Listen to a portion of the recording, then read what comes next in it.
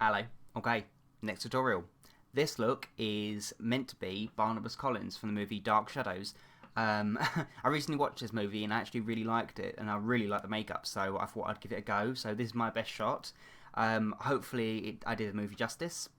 What do you guys think? I did attempt to do some finger extensions, so it's quite difficult with one hand. Obviously it'd be a lot better if I did it on someone else, but yeah, this is what I've come up with. I don't know, it's quite effective. It's because in the movies his fingers are about an inch longer than they should be, so yeah, I gave it a go, and considering one-handed, I don't know, what do you think? But yeah, it could be better, so you don't have to do that part, you can completely skip it, it's just, I thought it would be fun to try. So yeah, I really hope you guys enjoyed this tutorial, so stay tuned if you want to see how to recreate this look. Okay, so the first thing I'm going to do is white out my face, because Barnabas is very, very, very, very pale. I would even go so far as to say he is very white. So, I'm going to use Snazaroo Clown White, and I'm going to use about 2 parts of that to 1 part of a liquid foundation. I'm using MAC Studio Fix Fluid in NC15. Just by mixing these two together, it gives it a slight hint of flesh tone. It's going to be white, but it'll be a slight hint of flesh tone there, and it will just go on a lot easier. Okay, so I'm going to apply that, mix that together, and apply that all over my face. Actually, a good little tip, when you're applying white foundation, well, particularly white foundation, I mean, I always use a foundation brush to apply it, but you tend to get streaks in certain areas. Now, I mean, I combat that by applying maybe 2 or 3 coats and then powdering it heavily. That tends to get out all the streak marks. But an even easier way I've recently picked up, just through playing with my makeup one day, using a fluffy brush. I mean, a kabuki brush would be better, a smaller fluffy brush, but these are easy to get hold of. Just a bigger fluffy brush that's not apply the foundation with. Just buff out in circles the colour just before it dries, just in that slightly damp state, and it will distribute the colour evenly. Just make sure to get these circle motions, so you're literally buffing out the colour, and you'll get rid of all the streak marks, and you'll be left with a more, I was going to say natural, but not natural, like a smooth finish. Yeah. So once you're happy with the coverage, make sure to do your ears, by the way, okay? I'm not bothered going past my neckline because my costume's going to cover there, so I'm going to cheat a little bit. Okay, so once you've done that, I'm going to set the foundation with some Grimace translucent powder, which is, it's translucent, but it's got a slightly white finish to it, so when you apply it, it will just make everything stay in place longer, and it will just make it that tiny bit more paler. So I'm going to apply that all over my face, pressing it in with a powder puff, and brush off the excess. Okay, right, to start on the eyeshadow, I'm going to take a medium fluffy brush, and I'm just going to take this colour here. This is a MAC eyeshadow in Amber Lights. It's a slightly yellowy, orangey, goldy tone to it, so that's going to be my base colour, okay? So I'm literally going to colour just underneath my eyebrow, all the way down to about here on my eye. Okay, so I'm going to colour that whole area in really lightly. Okay, so that's given us that orangey yellow tone to his eyes that he seems to have. Okay, so then I'm going to take another MAC eyeshadow. I use a lot of MAC eyeshadows in my tutorials. I know not everyone can get hold of them. It's just I really love the pigments in them. I just like them and the variety they come in. But you don't have to, obviously, as long as you've got the undertones there. So if you've got the orangey undertones to an eyeshadow, it's perfect. This is color contrast. This colour, it's called contrast. It's supposed to be dark blue, but it's got this hint of purple to it, which I really like. So that's going to work nicely with this, hopefully. So I'm going to take that, and I'm using this instead of black, and I'm going to just go just underneath my eye and in the corner of my eyes with it. Okay, so we're left with that kind of a shape. So I've just smoked it off into the middle. So I've only applied colour there and just swept it out. So, okay, so that brings your eyes really close together, and it just makes that depth there. Okay, so I'm going to do the other eye and get back to you. Okay. So I'm just going to take the colour now and just the same colour, and just smoky that down a bit further, I think. So starting with the colour at the base of the eye and just tapering it off. Okay, so smoky the eye out so there's no harsh line, it just tapers off. Okay, I've left it at the corner here because I'm going to have the eyeshadow pointing upwards, so it makes the cheekbones stand out quite a bit more. That's what it looks like he has in the film anyway. Okay, so I'm just going to smoky out this eye and I'll be right back. Okay, so I'm then going to go in with some MAC Black Track Fluid Line. So it's just a black cream, and I'm going to apply that directly underneath my eyes and go on top of the eyelid as well, I think. So let's see. The reason I'm using a cream rather than a eyeshadow is because he has this kind of dewiness, well not dewiness, it's slightly shiny in some scenes underneath his eye, which is probably meant to be the bruising, I guess, of the under eye, but this will reflect the light nicely. Okay, so when I've got that done under my eye, I'm just going to take a tiny bit more colour, and I'm just going to pull the colour outwards and taper it off. Okay, then I'm going to do exactly the same again with the fluid line. I'm going to take my really sharp angle brush, and I'm going to go along the top of my lash line, and I'm going to smoke it up further though. Okay, so I'm going to probably smoke it up to halfway up my eyelid. Okay.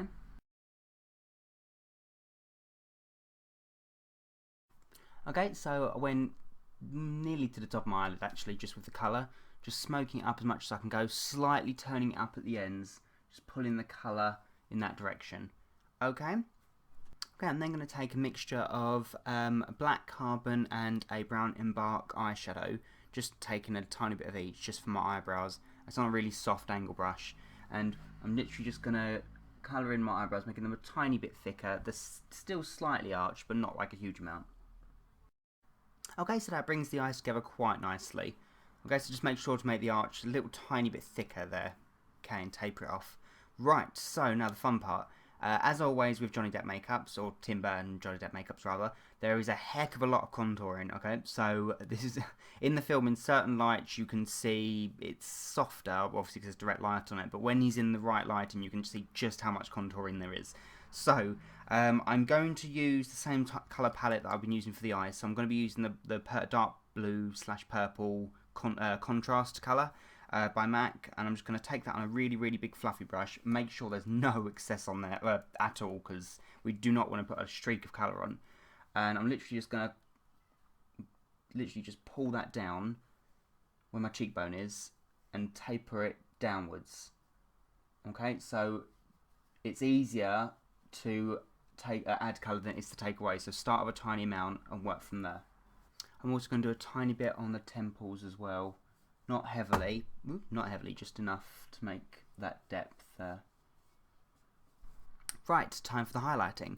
Now, there's a reason, aside for it going on easier, there's a reason I put some skin tone in this white foundation mix. It's so that when I put the white on for the highlighting, hopefully you should see a slight contrast. Not a massive difference, but you should be able to pick out the white. So I'm going to take the white Snazaroo cream clown white on its own, and I'm going to take a small brush, not much at all, and I'm just going to literally draw a line wherever I want the highlighting to be. See how much it stands out, the difference. So the skin almost has a grey feel to it. So I'm going to do that all where I want the highlighting to be. So down the centre of the nose, the middle of the head.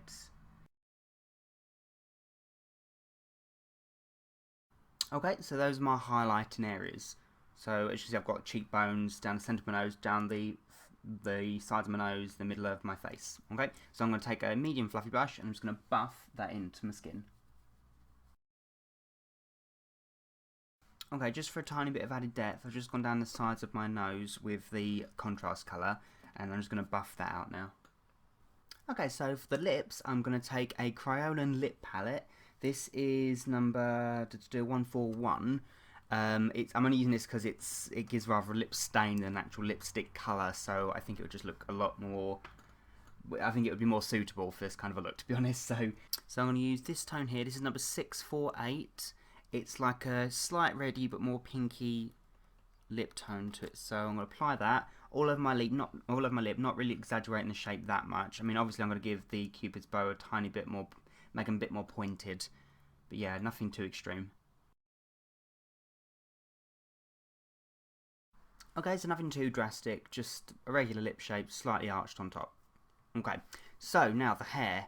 As we all know, Barnabas has got those really long, pointed, really slick down to the head curls on his forehead. So I'm going to attempt to do that with my hair. Okay, so I'll be right back. Okay, so this was probably the most trickiest thing I've ever done because my hair naturally comes down to about here. So I've had to pin it back and gel it down, and it is a whole lot of icky mess going on right here. So I'm sure you guys out there can do that better. But I just took some Grimace black cream and did a few little curly bits here and there just to, I don't know, just to make it look a little bit better because my hair isn't naturally that long, so I just made it a bit longer down here. And also I sprayed it a bit blacker with some Party Shop black hairspray. Okay. Okay, so this is just an afterthought really. I mean, you don't have to do this. This is just me trying to make an extra effect. Basically, I'm coating my fingers in liquid latex one at a time, and I'm layering tissue paper around it and soaking it in. So I'm going to do this layer and then do another layer and another layer, and hopefully I should start building up the tips of my fingers, because he's got elongated fingers in the film. So, and then when I get to the top, I'm going to put a fake nail on the end. It may work, it may not work, we shall see. So as you can see, I'm making them quite a bit longer than my natural finger lengths are, so yeah.